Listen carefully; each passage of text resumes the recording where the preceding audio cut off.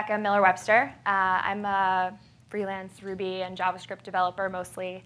I'm a product lead at Polymathic, and as mentioned, I founded WriteSpeak Code, which is an organization dedicated to increasing the visibility and leadership of women coders. So I've worked as a developer and a team lead and a director. I've taught coding, I've taught workshops through WriteSpeak Code, and through all of this, I've kind of come to the conclusion that as technologists, communication is really what we do.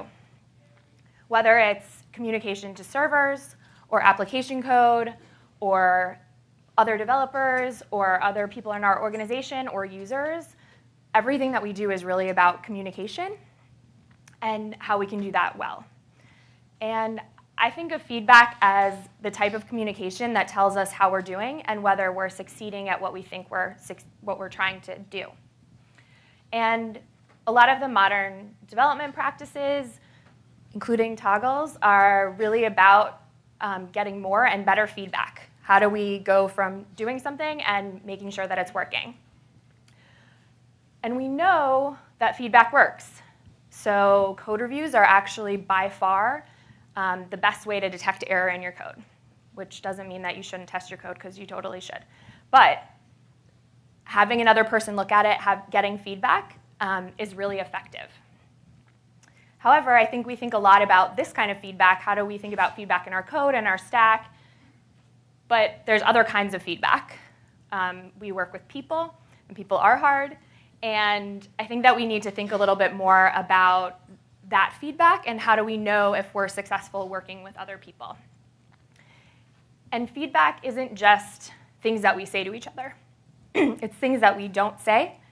It's our body language, who's talking, who's interrupted, who's asked questions, who's sort of waiting to speak.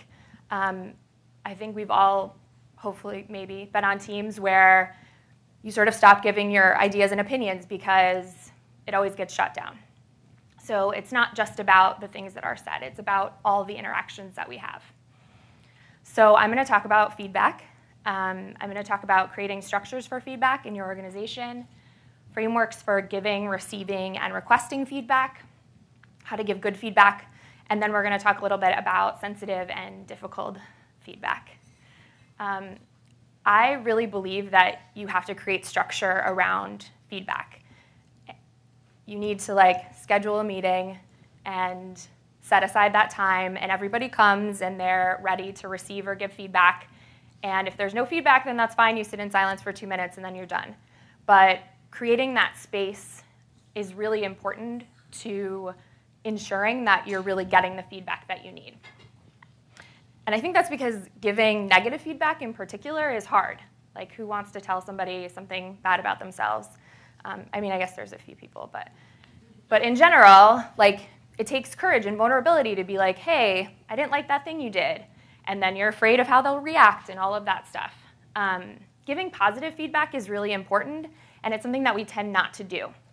So progress is actually something that is one of the top motivators of employees and people, and it's hard to feel like you're making progress if the only feedback you hear is negative feedback.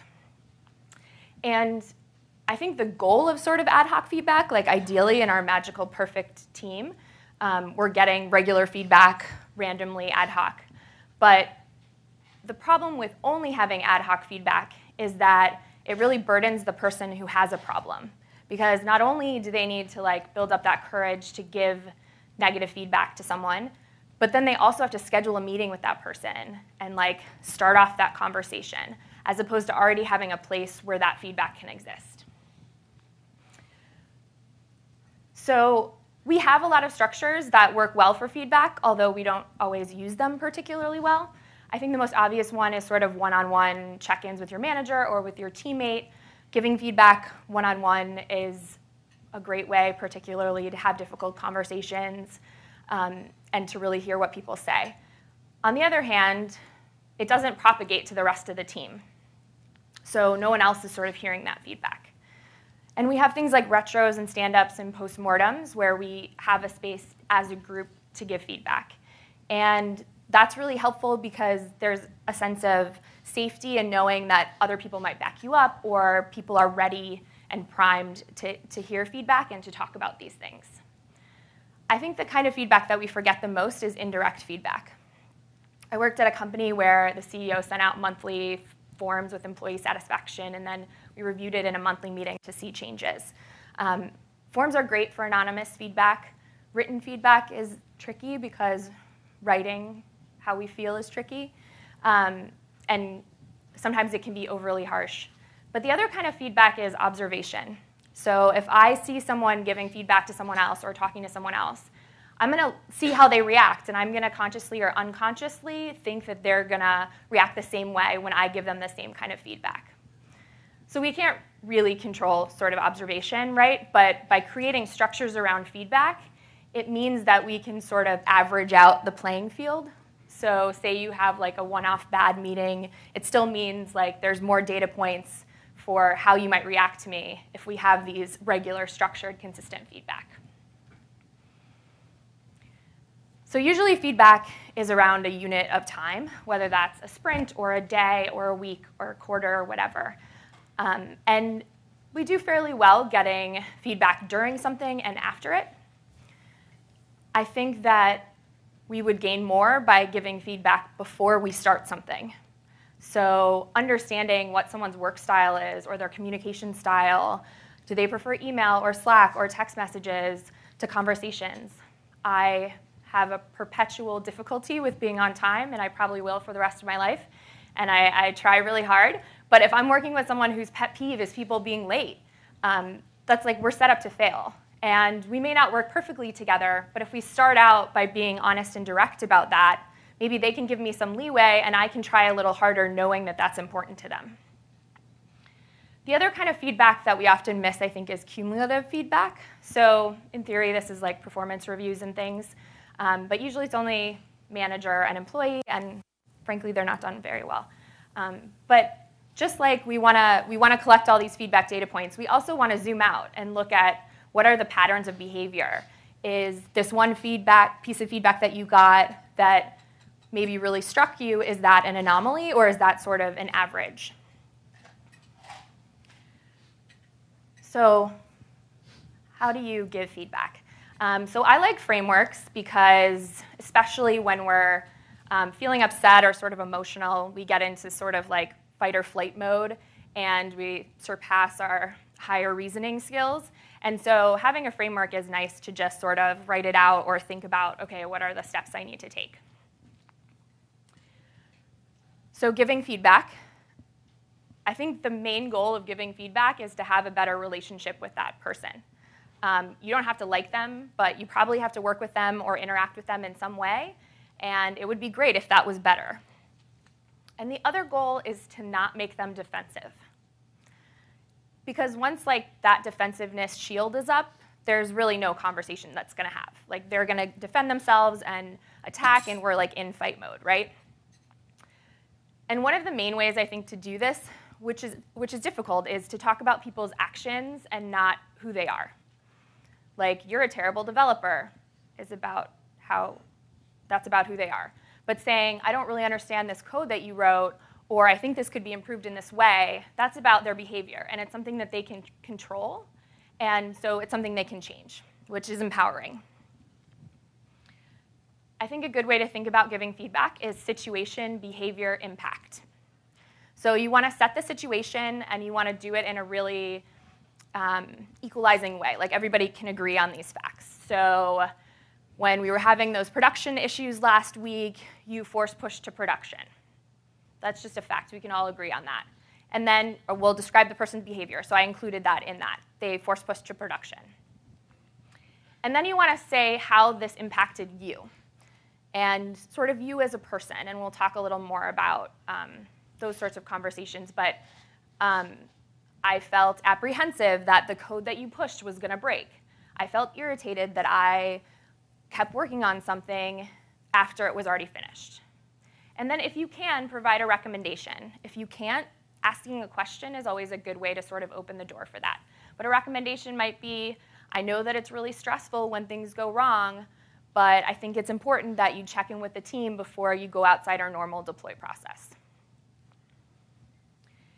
And this can also be a useful thing for positive feedback, because telling someone they're awesome is nice, but it doesn't feel genuine, it doesn't feel purposeful, it doesn't necessarily feel like it's about anything that they personally did and who they are. So it's important for positive feedback to be sort of genuine and authentic and not just like throwing out words.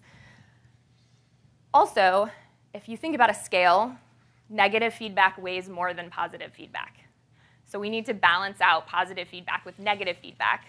So when they sort of take the bigger view and they look at the bigger graph, they can see an average. I mean, you can think negatively of a person, but if the only feedback you give them is negative, that sort of gives them the impression that they're like here, and maybe they're just here.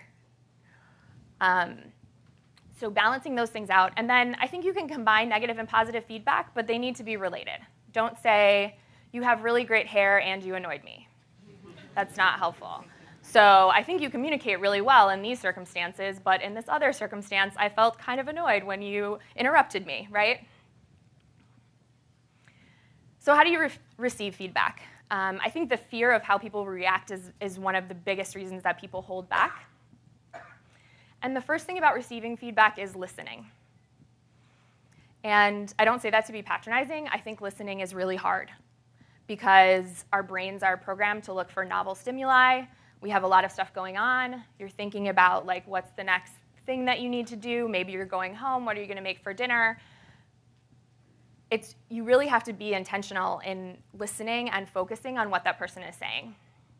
And we also sort of have this inner monologue that happens, at least I do, where we're sort of narrating what this person is saying as they're saying it, which means we're sort of missing what they're saying. And a really good way to listen and help force yourself to do that is to ask questions with the goal of understanding how that person is feeling and getting that understanding before you make any decisions. The other thing is to say thank you. Giving feedback is hard. And this person took time to say like, hey, I want us to have a better relationship. And I know it doesn't always feel like that. But I think that saying thank you to someone for giving feedback can often change the tone of the entire conversation. So I have a friend who's a family and couples therapist, and she was telling me about this framework she uses for her clients. And she was talking about the difference between individual therapy and couples therapy, and how in individual therapy you really focus on one person's inner experience. But for couples therapy, it's really about the connection and the behavior between two people. And one of the ways she gets couples to listen better to themselves is to use the framework of mirror, empathy, validation. So you want to mirror or repeat what someone says to make sure that you understand what they're saying. Let's start on the same page that we all know what we're talking about. Empathy, show them that you understand why and what they feel. You don't have to agree with them, but you can understand how they're feeling. And then validation, ask a follow-up question that shows you're listening. So you could say, if I had checked in with the team and everybody was okay with it, would it have been okay to force push to production in this situation? That shows that I'm listening, that I heard you, and I want to further understand.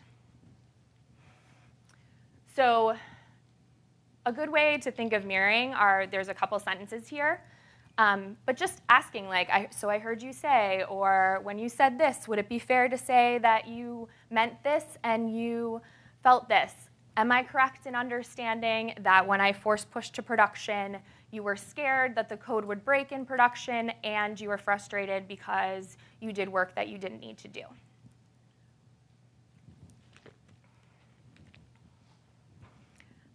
I really believe that at the end of the day, people want to feel heard. And that's actually more important than you agreeing with them or you doing what they ask. They want to feel like you heard what they had to say and you heard their perspective. So empathy is the second part of this. And empathy sort of has been coming up a lot, and I'm not sure it's always clear what it means. I think that empathy starts with a curiosity about people. Like, how does this work? How do they work? What are they thinking? What makes them tick? And the goal of empathy is really to understand a person's reasoning and emotions without necessarily judging it. We start with, I want to understand how internally they came to the decision to react in this way. And that might be that they just started panicking and we're like, oh shit, I just need to deploy to production right now. And that's fine, but we can understand that experience. We don't have to agree with it. And then another way to do this is to think of, we can't all have the same experience, but we all generally feel the same emotions. So you can say, okay, well, I haven't been in this situation, but I've felt scared before, or I felt apprehensive or irritated. And I can connect with that experience in me and know what it felt like and understand that that's how that person felt, and it sucked, or it was great if they felt joy or something. And I really think the key to empathy is that you don't have to agree with somebody to have empathy. You don't have to think that what they did is right. You just have to realize that their reasoning and emotions are valid and understand why and how they came to that. And empathy is a skill, and it's a skill that we're, like, culturally we're not very good at, and we're all sort of learning and getting better. And it's a skill that can be practiced. So some useful tips are practice listening and summarizing. Even if people don't know it, like you internally can know or summarize in your head, I'm going to try to focus on listening better. Recognize and name your emotions. We say a lot of words after I feel that aren't actually emotions. So learning to sort of, even if, I mean, we've all lashed out at somebody, you're tired, you're frustrated with something else, and like you yell at your partner. It's fine, but after the fact you can say, oh, I realized I was feeling kind of insecure from work, and then when they said something, I took it personally and I attacked them. And then thinking about that inner monologue and sort of trying to shut that off as we're listening to people. So how do you request feedback? This can be a really good way for anyone in an organization to start the feedback process. And the goal is to get honest and actionable feedback from people. Often when you first start, you'll get kind of like, I wish you hadn't moved my pencil. But that's sort of like a test. In some ways, they're unconsciously testing you. How are you going to react to this? And so requesting feedback and regular requests are more likely to elicit honest and comprehensive feedback. Some people use this for retros, but I think this can be really useful even on a one-on-one situation, which is start, stop, continue. What's one thing I should start doing? What's one thing I should stop doing? What's one thing I should continue doing? And really asking them to, like, you have to give me one thing, even if it's like close the monitor wipe container, right? Push them to do that, because it forces people to think about exactly what you want them to know. What am I doing well? What am I doing badly? What should I start doing that I'm not doing? And also, if you use that mirror empathy validation, it can also lead to more significant or comprehensive feedback. If you're listening, if you ask questions, there may be something else behind the actual feedback that they're giving. So frameworks for feedback. If you can't remember any of this, just remember listen and ask questions. Giving good feedback is hard. We've all gotten feedback that is not good and not helpful. So good feedback is actionable, specific, and kind. So saying you always just do whatever you want and don't talk to the team, in the case of the forced push to prod, is definitely not actionable. It's not specific at all, and it's not kind. Saying you're such an inconsiderate, irresponsible person for doing this, also not actionable, specific, or kind. So we want it to be contextual. We want it to be about a situation that happened that they can look to and see that they could have done something differently and then take that for their next interaction. Giving people big general feedback isn't actually very helpful. You also, being kind doesn't mean being nice.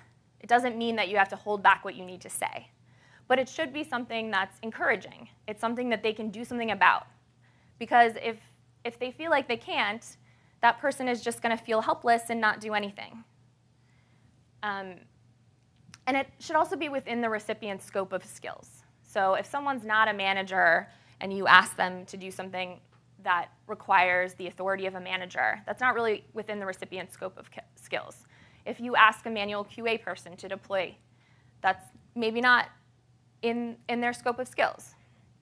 And the other thing is to speak from your own experience. I think it's easy to see things and say, you know, if I was a client in that meeting, I would have been really offended. But you weren't that client, and you're making assumptions, and that's an easy way to make somebody defensive. But you could say, I felt uncomfortable when you interrupted the client, and it made me worry that the client, we were going to lose that business. So you're speaking from your own experience. You can still talk about how it might have affected other people. But we want to start from sort of two people as humans. The other thing that I think is often missed is accountability. So if you do retros, maybe you review previous action items. I think this is really important to show people that even if you didn't do what they asked, that you heard them and that you're working towards a solution. And again, I don't think that you need to do whatever the recommendation is that someone gives necessarily, but you should acknowledge their feedback and explain why.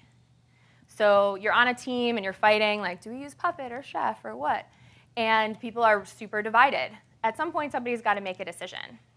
And that person doesn't need to sort of convince the other side that they have to do it. They need to acknowledge their points and acknowledge why they feel that way, and then say, but I'm going to go this way because. And then the second part of that, I think, is reviewing the results, especially when things are kind of uncertain. Set a meeting for a month or 3 months or 6 months to review that decision. It makes people feel like it's not permanent, and again, they feel empowered that they have a voice and they can make change. So without a response, people are going to stop speaking. We sometimes think of not responding or not talking as neutral, but in fact, it's usually negative. So let's talk about hard conversations. So there are power dynamics in every team, and they exist because as humans, we want to figure out where we belong in a certain group. Power comes in the form of influence or access to resources, whether that's time or money or access to the right people. And it can be formal or informal. A team lead, someone who's technically a manager, obviously has some formal power. But if you work with the CEO's best friend's kid, they have a level of power as well. Or if someone's been at the company for 10 years and you're relatively new. And words from a person who has power in a certain group have exponential impact. So when you're in that situation, it's important to sort of consider the relationship that you have in the larger group to that person. We like to talk about flat organizations, and I think that it's a great ideal, but power dynamics don't go away just because we don't acknowledge them. Like saying that everybody is exactly the same doesn't actually make that true. So I think it's something to take into consideration as you consider how to give feedback, how to interact with people. So microaggressions are mentioned. I don't know how many of you know what that means, but it's a sociologist from Columbia came up with this term, and it's unintentional, often unconscious daily acts that reinforce stereotypes and oppression. So oppression is sort of the larger cultural, institutional, political, economic, disproportionate allocation of resources, time, money, influence, all of those things. So we live in a sexist, racist society. Hopefully everybody agrees with that, and we don't get to escape that, right? We can try to change and make progress and improve and make things better, but we're in that context, and we sort of have that internalized within us that we're not even aware of. And I think the sort of the way that I used to describe it before I knew this term, being a woman on all-male teams, was that there would be patterns of behavior that happened to me and not really the guys around me. So someone would take credit for my idea, and it seemed to be more often happening to me than someone else. And so while the person who's doing that, they're like, oh, well, we both talked about it, and I thought it was totally innocent. But it's still part of this larger system. So some simple microaggressions. Tone policing. This happens a lot on Twitter. You're so aggressive. You can catch more flies with honey than vinegar. Again, empathy is about, like, maybe they said it very strongly or harshly, but we can also have empathy for, like, oh, they must be really angry. Other thing is thinking about othering, like, how do you sort of unintentionally make someone feel like they're not part of the group? So if you do team bonding activities, if you do fantasy football, I'm going to feel a little left out because all that I know about football I learned from The Blind Side movie. So thinking about how it can be like the music you play. There are all these subtle cues that tell people where they fit in a group. And if you're telling people that, unintentionally telling people that they don't belong, that's not helpful. So because these are unintentional and often unconscious, the first step is to become aware of it. And that often means that someone else has to make you aware of it. And I think that this is the hardest part. Because giving negative feedback is hard, but telling someone that they offended you is even harder. I like these two simple terms. That makes me uncomfortable. Please stop doing that. Please stop talking about that. Just sort of set a boundary. I think when you're calling someone out, it's not necessarily the time to have a larger conversation about why you're offended or why you're upset. Usually it happens in sort of an emotionally charged situation. So just saying, hey, that makes me uncomfortable. You're not saying, hey, you're a horrible sexist person. I'm saying, hey, I felt a little uncomfortable by that thing that you did. So how do you respond to being called out? It's hard. I recently had a Twitter experience with it. I think that thank you, again, goes a long way. It sounds silly, but saying, thank you for letting me know. You don't have to agree with them, but we all know that it's hard to call people out. It's hard to give people feedback. That person, like, mustered up their courage to tell you that something made them feel uncomfortable. And partly, hopefully, because they believed that you would want to know and that you would want to change and do something differently, that you didn't mean it. I mentioned that I don't necessarily think that calling someone out in an emotionally charged situation is the right time to have a larger conversation. But asking someone if you can follow up and then actually following up, especially if you offended someone, can be a really great way. Like, let things, sort of the emotions kind of dissipate, and then come back to them and say, hey, can we talk a little more about that? Everybody kind of thinks and digests about it.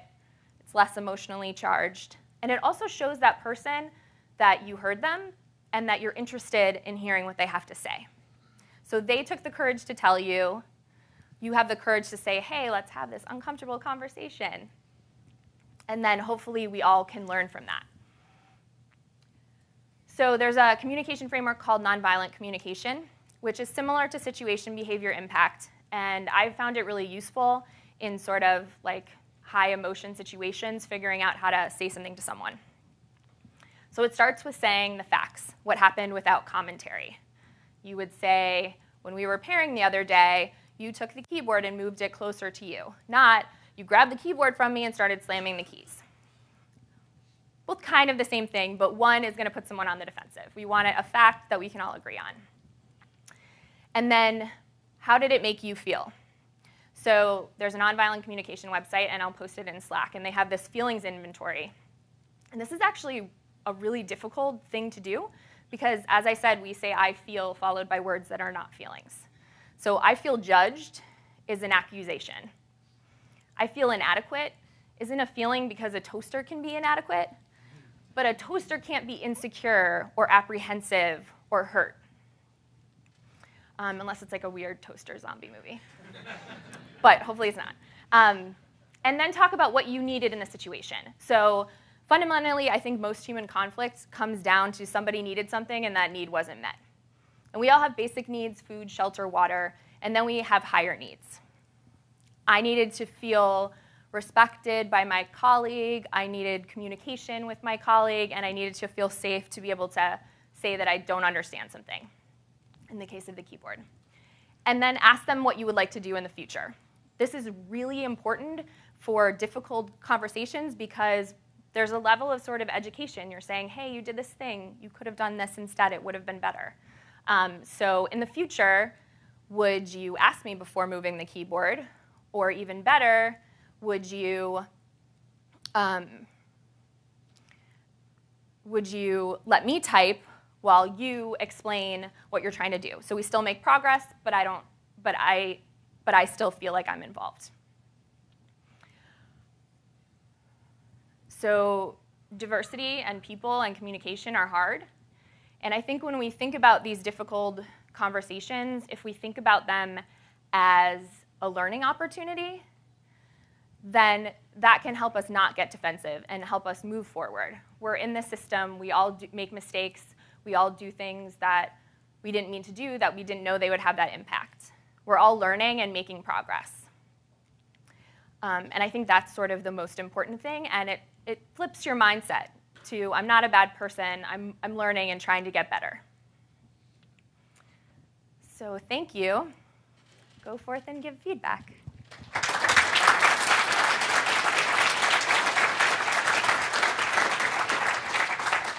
When you're starting to give feedback to someone and it's obvious that they don't have this kind of training and that they're taking it badly, do you have any good techniques to diffuse the situation? Yeah, that's a tricky one. I mean, obviously, the most ideal situation is that everyone in the group kind of knows these things. I think that sticking with, this is how it made me feel. I understand that you don't agree, but I felt uncomfortable in that situation. And then I think, like, don't argue about it. Say it a couple times, reinforce your point. If you're not really having a conversation, leave it. And then maybe there'll be another time to bring it up.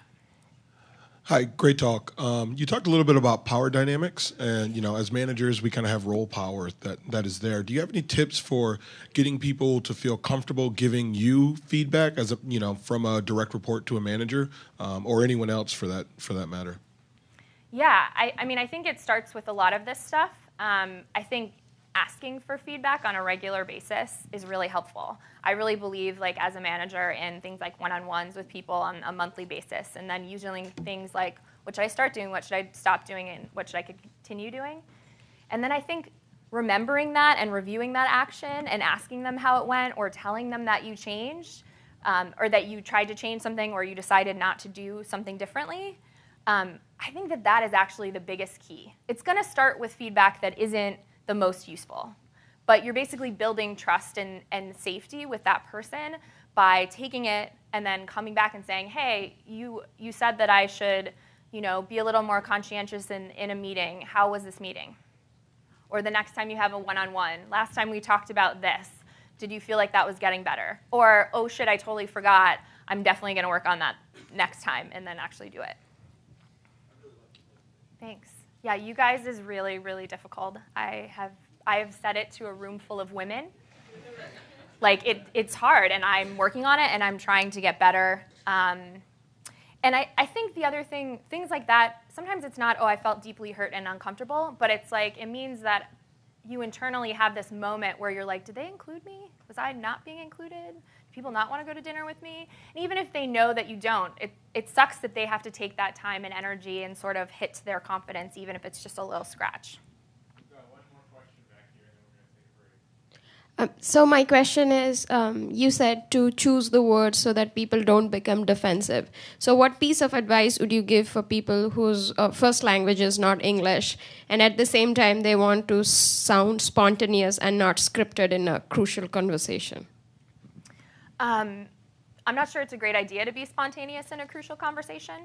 So I think it's okay to feel scripted. And I think it's okay to ask a friend who kind of understands what you're going through, how does this sound, especially if English isn't your first language, because they can help you with some of the nuances. But I think that it's okay to have structure, and it's okay to have frameworks, and it's okay to sound scripted if you're bringing up something that's difficult. Most of us will understand that, and they'll appreciate that you took the time to really think through how to bring this up. Thank you.